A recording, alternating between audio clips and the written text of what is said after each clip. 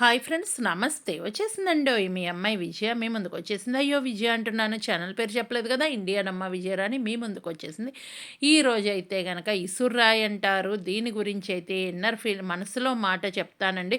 దానికి నోరు మనసు ఉంటే ఏమనుకుంటుందో వినేద్దామా? ఇంకెందుకు లేటు వినేద్దాం పట్టండి. అబ్బబ్బా! నన్నైతే గనక ఒకప్పుడు చాలామంది వాడేవాళ్ళండి. ప్రతి ఇంట్లో నేను ఉండేదాన్ని. నాలో చాలా రకాలు ఇసిరేవాళ్ళు.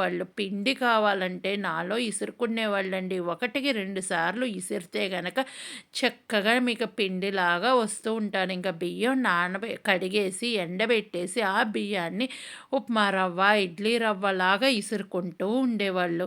హ్మ్. ఇంకా రోజు పూజలు చేసేవాళ్ళైతే నన్ను చక్కగా పూజించేవాళ్ళు. పసుపు రాసి, బొట్టు పెట్టి చక్కగా ఒక దేవతలాగా కొలిచేవాళ్ళు.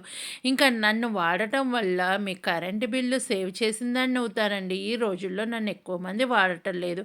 మరలని అలా అని ఇలా అని పోతూ ఉన్నారు. నన్ను వాడటం వల్ల మీకు కరెంటు సేవ్ చేయటంతో పాటు మీకు మంచి ఎక్సర్సైజ్ లాగా కూడా ఉపయోగపడుతూ ఉంటానండి. ఇంకా పాతకాలంలో అయితే గనక మీరు కందులు పండిస్తే గనక కందులు చక్కగా వేయించి నాలో ఇసిరి పప్పు చేసి అవి చెరిగి ఆ పప్పుని పొట్టునైతే గేదెలకు వాడేవాళ్ళు. చక్కగా పప్పునైతే గనక వండుకోవటానికి వాడేవాళ్ళు. ఏంచిన కందిపప్పు వండుకుంటే చాలా మంచిదండి. కాబట్టి నాలో అయితే గనక వేయించిన శనగపప్పు, మినపపప్పు ఇలాంటియన్నీ చేసేవాళ్ళు. సున్నుండలు చేయాలి అంటే గనక ఒకప్పుడు నాలో ఇసురుకొని ఆ సన్నగా నూకలాగా వచ్చిన తర్వాత దానితో మీరు సున్నుండలు చేసుకొని తినేవాళ్ళండి. ఇప్పుడైతే గనక నన్ను ఎవరు వాడుతున్నారు? మీ ఇళ్లలో నేనున్నానా అనేది కామెంట్ చేయండి. ఇంకా చూస్తూ ఉన్నారు కదా! నేనైతే గనక వీళ్ళ ఇంట్లో ఉన్నాను. మీ ఇంట్లో ఉంటే గనక చెప్పండి. ఎంతమంది నన్ను చూసారు? ఎంతమంది నాలో ఇసిరిని తిన్నారు? ఏంటి అనేది చెప్పేసేయండి.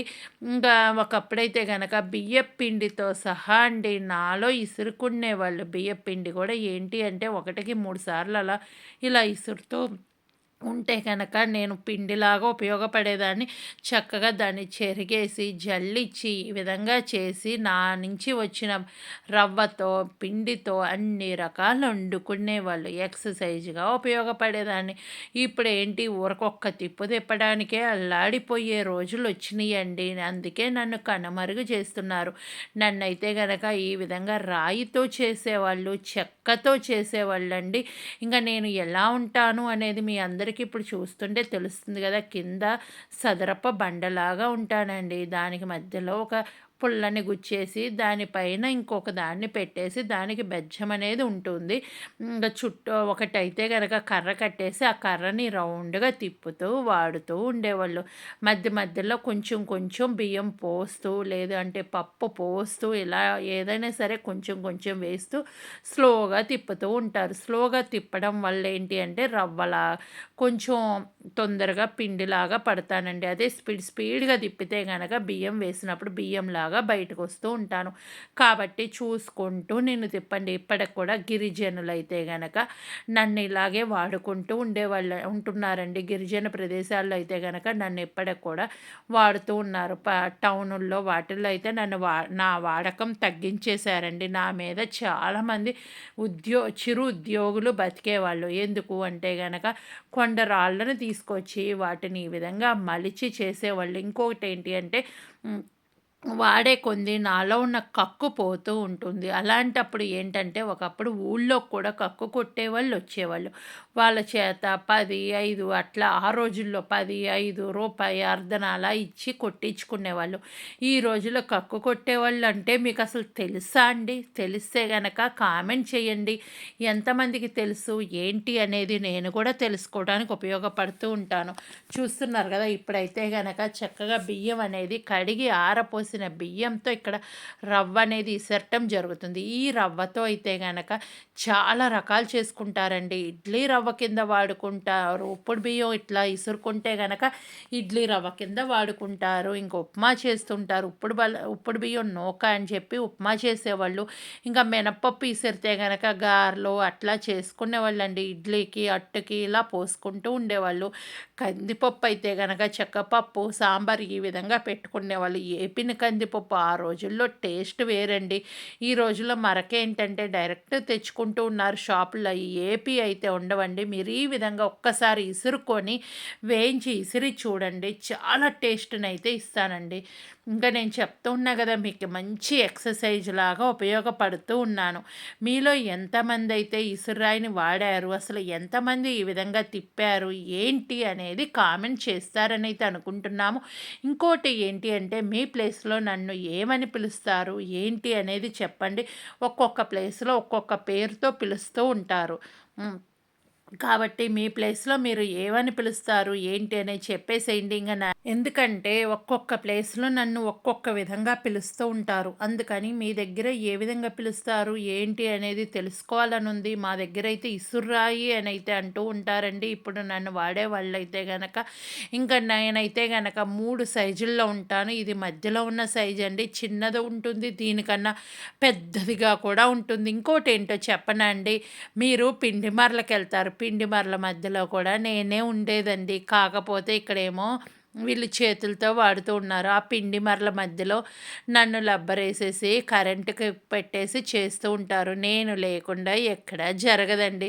మీరు పిండి మరలో ఇచ్చినా నేనే ఉంటాను. ఇక్కడ ఇచ్చినా నేనే ఉంటాను. కాబట్టి మీరు చక్కగా మీ చేతులతో మీరు ఆదివారము, విడి రోజుల్లో అట్లా చేసుకుంటూ ఉండేవాళ్ళు. ఒకప్పుడైతే గనక ఇలా ఇసురుకుంటానికి ఒక 2, 3 ఇల్లోళ్ళు ఒకే చోట కూర్చొని పాటలు పాడుకుంటూ నన్ను ఇసురుతూ నా నుంచి పిండి, నూక, రవ్వ ఇట్లా చాలా రకాలు చేసుకుంటూ ఉండేవాళ్ళు.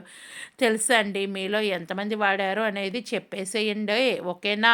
నా మనసులో మాట మీ ముందుగా తీసుకొచ్చాను. ఏదైనా సరే నా మనసులో మాటగా తప్పుగా మాట్లాడుంటే మీ ఇంట్లో అమ్మాయిలాగా క్షమిస్తారనైతే అనుకుంటున్నాను. హ్మ్. ఇంక చూస్తున్నారు కదండీ! ఈ వీడియోలో అయితే గనక మేమైతే ఇప్పటికీ ఇసురాయితోనే నూక అనేది ఇసురుకుంటూ ఉంటామండి. ఇంకా ఈ వీడియో నుంచి ఎవరైనా సరే బాధపడుంటే మనస్ఫూర్తిగా మీ ఇంట్లో అమ్మాయిలాగా క్షమిస్తారనైతే అనుకుంటున్నాను. ఇక్కడైతే మా అమ్మ ఇసురుతూ ఉన్నారు. మధ్య మధ్యలో నేను ఇసిరాను, అమ్మమ్మ ఇసిరారు. మా ఇంట్లో ఎప్పటినుంచో ఇది నేను చిన్నప్పటి నుంచి చూస్తానే పెరిగానండి. మీ ఇళ్లలో ఎప్పుడైనా సరే మీరు చూసారా అసలు? చూసిన గుర్తు ఉంటే గనక నాకు కామెంట్ సెక్షన్‌లో తెలియచేస్తారనైతే అనుకుంటున్నాను. కాకపోతే ఏంటంటే ఇది మంచి ఎక్సర్సైజ్ అండి. చేతులకి మంచి ఎక్సర్సైజ్ లాగా ఇస్తూ ఉంటుంది. కాబట్టి ఇది వాడటం చాలా మంచిది. పిండి మరలకెళ్ళి అక్కడికి వెళ్ళే బదులు ఎళ్ళొచ్చినంత సేపట్లో ఫటాఫట్ చేసేసుకోవచ్చు. ఈ వీడియో నచ్చితే సబ్స్క్రైబ్ చేయండి, లైక్ చేయండి, షేర్ చేయండి, కామెంట్ మాత్రం మరవకండి. ఇంకా మీరు పర్సనల్‌గా నాకు ఏ వీడియో గురించైనా కావాలి అని అడగాలి అంటే నా ఇన్‌స్టా ఐడీ ఉంటుంది. విజయరాణి కే అని ఉంటుంది. మరొక ఇన్‌స్టా ఐడీ ఉంటుంది. చిగురుపాటి విజయరాణి అని ఉంటుంది. అక్కడ మీరు ఓన్లీ మెసేజ్ చేయండి. కాల్స్ అయితే చేయకండి. పలానా వీడియో కోసం మీద చెయ్యండి అంటే తప్పకుండా చేయటానికి ట్రై చేస్తానండి. ఒకవేళ లేదు అంటే నేను మిమ్మల్ని అడుగుతాను, రిక్వెస్ట్ చేస్తాను. నా కోసం ప్రత్యేకంగా ఈ వీడియో చేసి పంపిస్తే గనక నేను దాని మీద చేస్తానండి. ఇప్పటివరకు మన ఛానల్‌లో చాలా వీడియోస్ ఇన్నర్ ఫీలింగ్ వీడియోస్ చూసే ఉంటారు. ఇన్నర్ ఫీలింగ్ అంటే మనసులో మాట అండి. మీరు చాలా వీడియోస్ చూసుంటారు. ఈ వీడియో కూడా చూశారు కదా! ఇన్ని వీడియోస్‌లో మీకు నచ్చిన వీడియో ఏంటి అని తెలియచేయాలంటే కామెంట్ బాక్స్‌లో తెలియజేయండి. ఇంకా మీకు ఎలాంటి వీడియోస్ కావాలి అనుకుంటున్నారు అనేది చెప్తే కూడా నేను అలాంటి వీడియోలు ట్రై చేస్తాను చేయటానికి. ఈ వీడియో అయితే మన ఛానల్‌లో నెలకి ఒక్క వీడియో అయితే ఇన్నర్ ఫీలింగ్ వీడియో వస్తుంది కాబట్టి మన ఛానల్‌ని ఫాలో అవుతారు అని అయితే అనుకుంటున్నాను. మరొక మంచి వీడియోతో మీ ఇంటికి వస్తాను. అప్పటిదా నవ్వుతూ సంతోషంగా ఉండండి. మీ అందరూ సంతోషంగా ఉంటే మీలో నేను కూడా ఉంటాను. మీ ప్లేస్‌లో దీన్ని ఏమంటారు? ఏంటి? అనేది కామెంట్ చేస్తారని అయితే అనుకుంటున్నాను. మా ప్లేస్‌లో మేమైతే ఇసురురాయిలాగా అంటామండి. దీంట్లో అయితే మినపప్పు, బియ్యము, నూక ఇలాంటియన్నీ మేము ఇసురుకోవటం అనేది జరుగుతుంది. వీలున్నంత వరకు మా అమ్మ అయితే ఇంట్లోనే చేస్తారు. బయటికి వెళ్ళడం అయితే తక్కువ అండి. ఓకేనా? మరొక మంచి వీడియోతో మీ ముందుకు వస్తాను. అప్పటిదా నవ్వుతూ సంతోషంగా ఉండండి. Bye bye. Thank you.